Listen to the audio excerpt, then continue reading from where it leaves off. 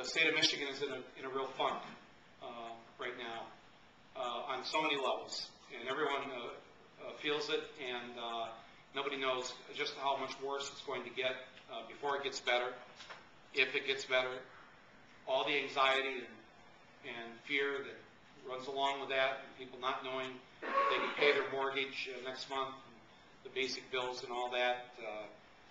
You know, as I pointed out in my film, there's a home foreclosed in this country now once every 7.5 seconds. There's some family being thrown out on the street. So whatever we can do, instead of playing defense with whatever threats from the legislature or from a certain party against what we're trying to do to create jobs, I think that whatever we can do on the offense to take that ball down the field and to start and to get out of our own funk with this. We are Michigan. We are the state of Michigan. This is the state that gave the world a man who invented an automobile, figured out a different way to create an assembly line, and then came up with a genius idea that if you don't pay workers a good wage, they can't afford the car that they're building.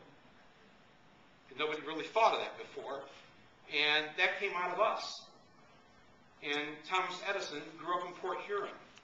And all the inventions, all the stuff. Who are the inventors in this state? Who are the people that we don't even know? And who are the filmmakers? And we talk a lot about bringing people from LA and New York, bringing film projects here, bringing the studios here.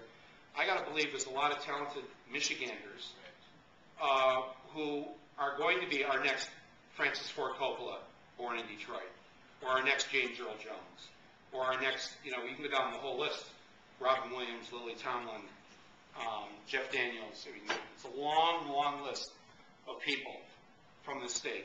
But we're the state of Henry Ford and Thomas Edison and Berry Gordy and the great revolutions that occurred culturally, business-wise, transportation, all from the people of the state.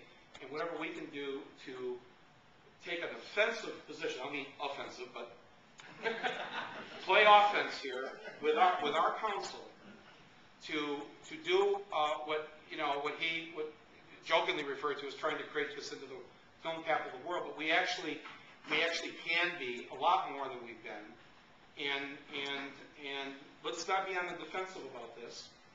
Let's support Michigan filmmakers.